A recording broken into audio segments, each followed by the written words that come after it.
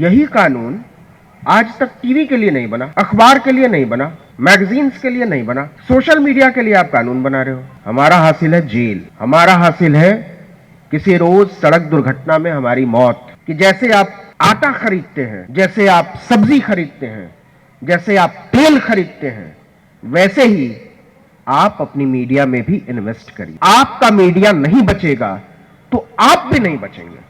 तो किन लोगों ने समझा दिया हमारे लोगों को कि तुम्हारा बड़ा भला होगा 22 जनवरी को जो एक उद्घाटन होने वाला है उससे? किसने समझा दिया कि तुमको कांवड़ लेकर जाने की जरूरत है? किसने समझा दिया कि आपको किताब कॉपी पकड़ने की जरूरत नहीं है?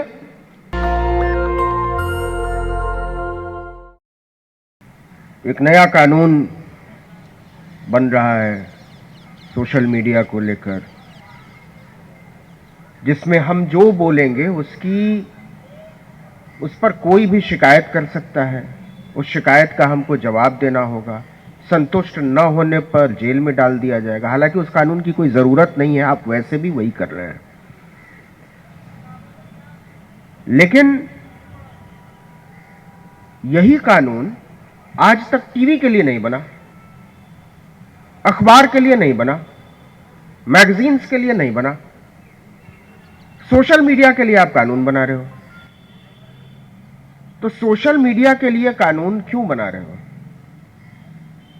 वो इसलिए बना रहे हो क्योंकि आपको पता है कि वहां वो बातें हो रही हैं जो आपके नजरिए से देशद्रोह है। आप तो संविधान को मानने को ही देशद्रोह साबित करने पर आमादा हैं। तो फिर तो कौन कौन किस दिन देशद्रोही साबित कर दिया जाएगा, उसका केवल हम इंतजार कर सकते हैं। तो जो बात मैं कहना चाहता हूं कि ये जो आपने विषय रखा है, भारतीय लोकतंत्र को बचाने में बहुजन सोशल मीडिया की भूमिका, तो आप इस बात की तैयारी कीजिए कि अगली बार आपको इसी विषय को रखना पड़ेगा, बहुजन सोशल मीडिया को बचाने में बामसेफ की भूमिका। और अगर आप इस सवाल का जवाब देने को तैयार नहीं हैं, तो हम सब अपनी मृत्यु की घोषणा कर रहे हैं। हम बड़े इनोसेंट लोग हैं, मासूम लोग हैं, गजब। मतलब मैं जब बात करता हूं लोगों से और उनका विश्वास देखता हूं तो मैं डर जाता हूं। मुझे लगता है कि इतनी मासूमियत मेरे भीतर क्यों नहीं है। आप कहते हो कि जितनी संख्या भारी उसकी उतनी हिस्सेदारी, तो वो हिस्सेदारी सोशल मीडिया के हिस्से में क्यों नहीं आती? हमारी तरह के लोग या सुमित की तरह के लोग या रतनलाल की तरह के लोग या शंभू की तरह के लोग जो दिन रात लगे हुए हैं, तो इसमें हमारा हासिल क्या है? हमारा हासिल है जेल, हमारा हासिल है किसी रोज सड़क दुर्घटना में हमारी मौत, हमारा हासिल है किसी रोज हमारे साथ मारपीट। बावजूद इसके हम कर रहे हैं। तो इसलिए नहीं कर रहे हैं कि इसमें हमारा कोई फायदा है, हम इसलिए कर रहे हैं कि समाज का फायदा हम देख रहे हैं। हम समझ पा रहे हैं कि आज नहीं तो कल हमारी समाज की समझ में यह आएगा कि जिस तरीके से यह चल रहा है वो उस तरीके से चलता नहीं रह सकता है। और मैं मासूमियत की बात इसलिए कर रहा हूं और मैं बार बार वही बात कहता हूं और तब तक कहूंगा जब तक कि सूरत बदलती हुई नजर नहीं आने लगेगी। आप कह रहे हो, मैं बड़ी देर से सुन रहा हूं, एक गोदी मीडिया है, एक फला मीडिया है, ये हमारी खबरें नहीं दिखाते, वो यहां की खबरें नहीं दिखाते, वो उनकी खबरें दिखाते हैं। मेरी तो समझ में नहीं आता कि आप मान क्या कर रहे हो। जिस चीज को खड़ा करने में आपका एक पैसे का योगदान नहीं है, उससे आप क्लेम कर रहे हो कि वो हमारे हक और अधिकार की खबर दिखाए। क्या कंट्रीब्यूशन है आपका? आज जो मीडिया है उसको खड़ा करने में आपका क्या कंट्रीब्यूशन है? चलिए आप कह सकते हैं कि हम उस समय नहीं थे, हमारे पास इतना पैसा भी नहीं था, जो भी आप कह सकते हैं, आप बरी हो सकते हैं इससे। लेकिन अगर आज मैं आपको सवाल पूछ दूं कि सोशल मीडिया को खड़ा करने में आपकी क्या भूमिका है, आपको शर्मिंदा होना पड़ेगा। और आज नहीं तो कल इस सवाल का सामना आपको करना पड़ेगा। और इसलिए करना पड़ेगा कि ये सब, हम लोगों को अक्सर फोन आते हैं कि आप फला जगह चले आइए, आज इस कार्यक्रम में आए। आपको पता है कि दिन भर हम लोग अपना खराब करते हैं, तब जाकर एक कार्यक्रम में जाने की गुंजाइश निकालते हैं, 25 बार सोचते हैं। क्योंकि आपको लगता होगा कि मोबाइल फोन खोलकर और बोल देने से सब चीजें बड़ी धड़ल्ले से चल रही हैं। नहीं चल रही हैं और नहीं चलेंगी। ये चीजें इतनी आसान नहीं है। जो सुमित अभी कह रहे थे कि हर चीज का जो सरलीकरण कर दिया गया है, उसके पीछे के श्रम को, उसके पीछे के समर्पण को, उसके पीछे की समझ को अगर आप उसका साथ नहीं दे सकते हैं तो कम से कम उसका सम्मान करना सीखिए, क्योंकि बिना इसके कुछ भी नहीं चल पाएगा। और यह बात सच है कि हमारी लड़ाई जो है ना, वो बड़ी पूंजी से है, वो बड़ी ताकत से है और वो एक संगठनात्मक शक्ति से है। आप देख लीजिए अपनी ताकत, कितने लोग हैं। और इसी के बगल में एक कार्यक्रम चल रहा है, वहां जाकर देख लीजिए कितने लोग हैं, कहां से आते हैं, उनका समर्पण क्या है। मैं ये मानने को राजी नहीं हूं कि इस देश में दंगा फसाद करने के लिए ज्यादा लोग जमा हो सकते हैं और संविधान, लोकतंत्र और हक हकूक की बात करने के लिए कम लोग जमा होते हैं। मैं ये मानने को राजी नहीं हूं। इसका मतलब यह है कि जिन लोगों तक हमको पहुंचना चाहिए, हम उन तक पहुंचने की ईमानदार कोशिश नहीं कर रहे हैं। कोई इस देश में किसी को मारने को राजी नहीं है।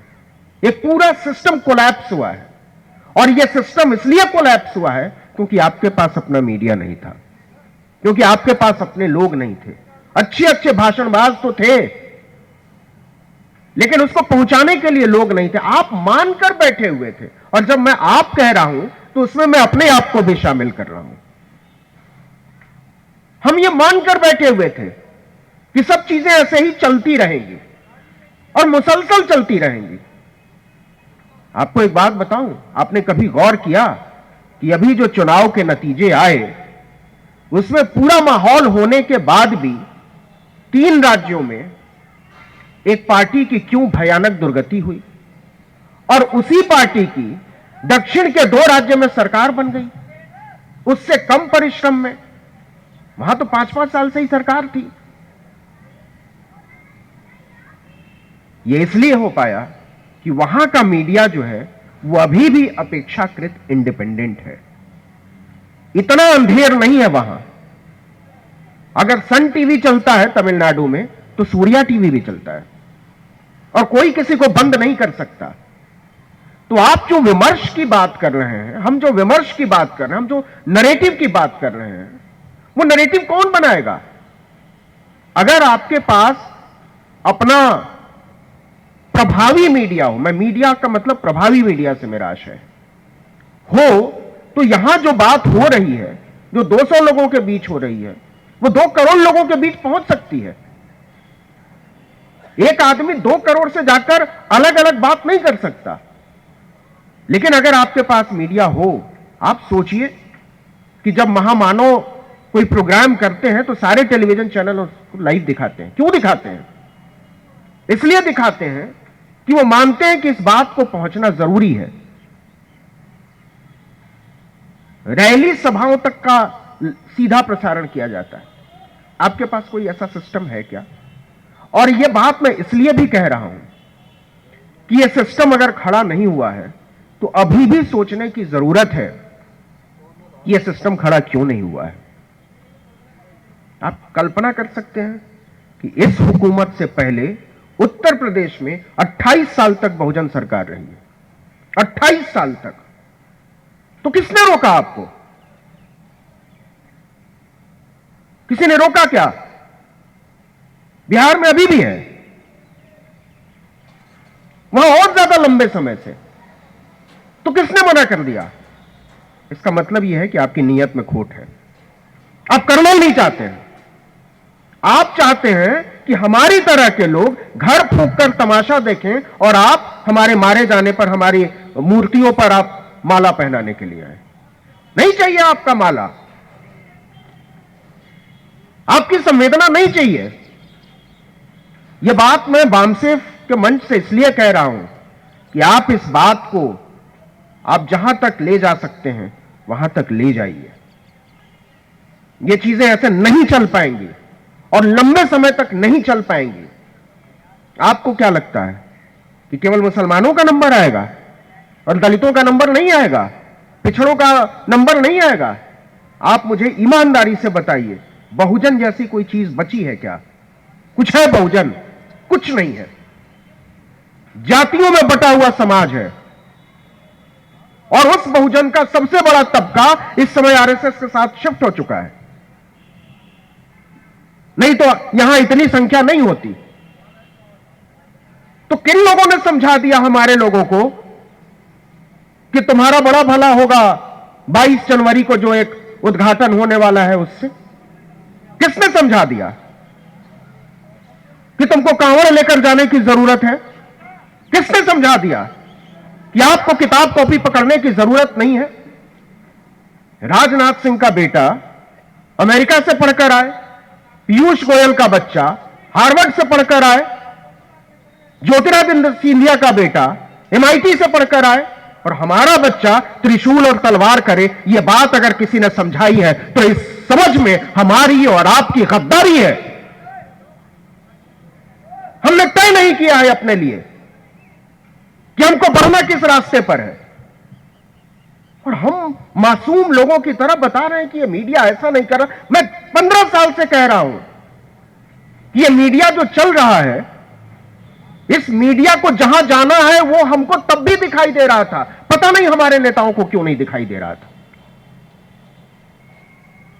और इसलिए यह जरूरी है कि एक संगठित कोशिश हो। मैं अलग काम करूं, सुमित अलग काम करे, रतनलाल अलग करे, शंभू अलग करे, कुछ और लोग अलग से करें, यह नहीं चल सकता। ये सबको एक मंच पर आना पड़ेगा, और नहीं आ सकते हैं तो हम सब अलग अलग तरीके से अपनी अपनी मृत्यु का इंतजार करें।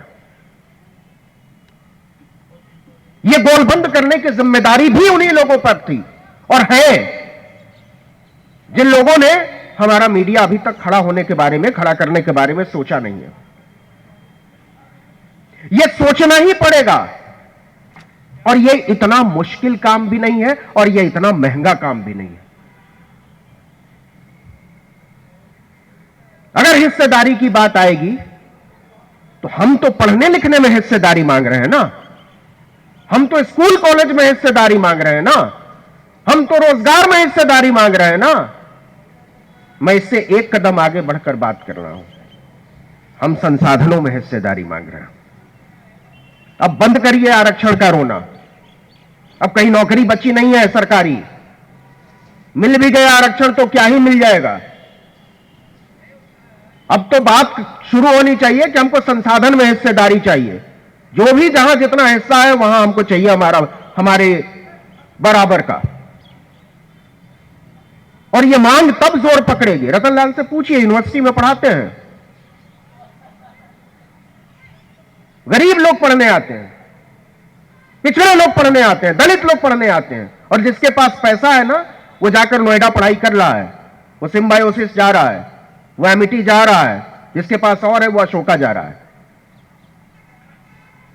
हम सवालों को इसलिए नहीं पकड़ पा रहे हैं कि हमारी सोच बड़ी संकुचित है। ये सब चीजें अलग अलग नहीं है। ये जो एजुकेशनल सिस्टम का प्राइवेटाइजेशन है और ये जो मीडिया का अलग हो जाना है, हमारा हिंदूवादी हो जाना है,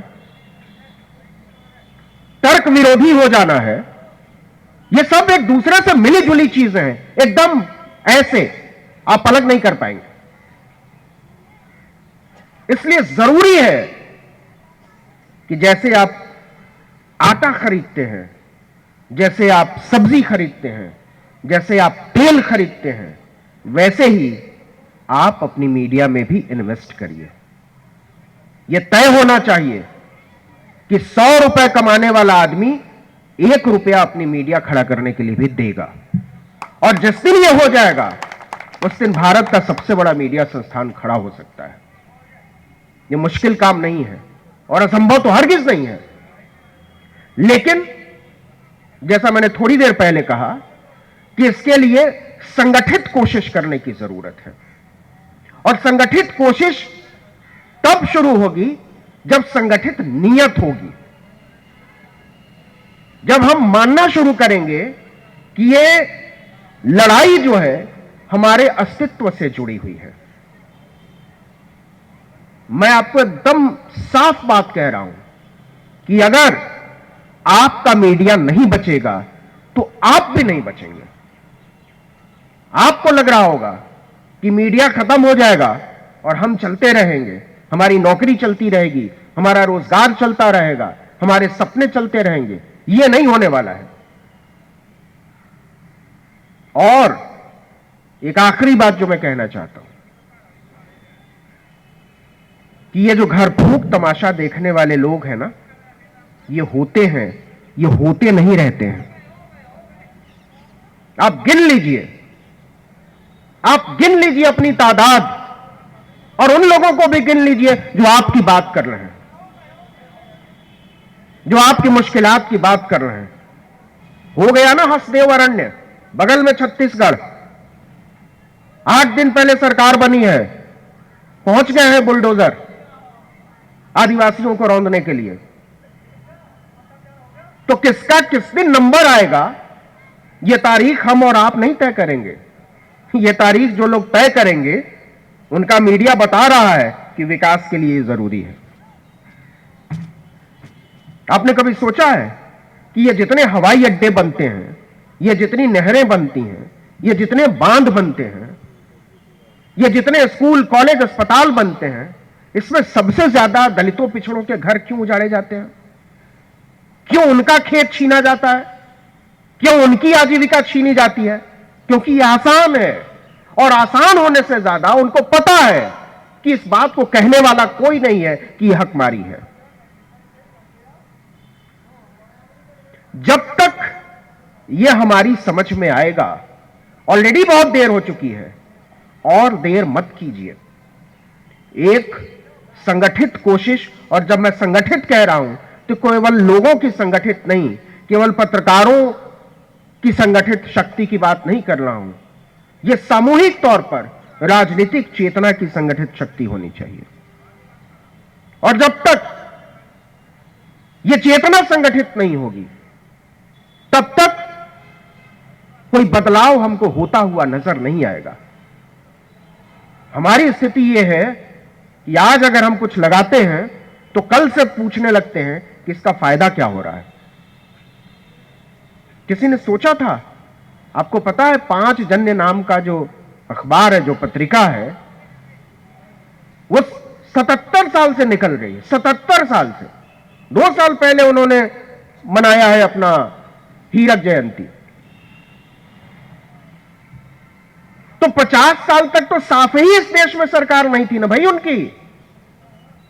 स्वदेश नाम का अखबार जो ग्वालियर से निकलता और जिसके संपादक अटल बिहारी वाजपेयी हुआ करते थे, कोई सरकार नहीं थी, ऑर्गेनाइजर। लेकिन उन्होंने बचाया 75 साल तक और इंतजार किया।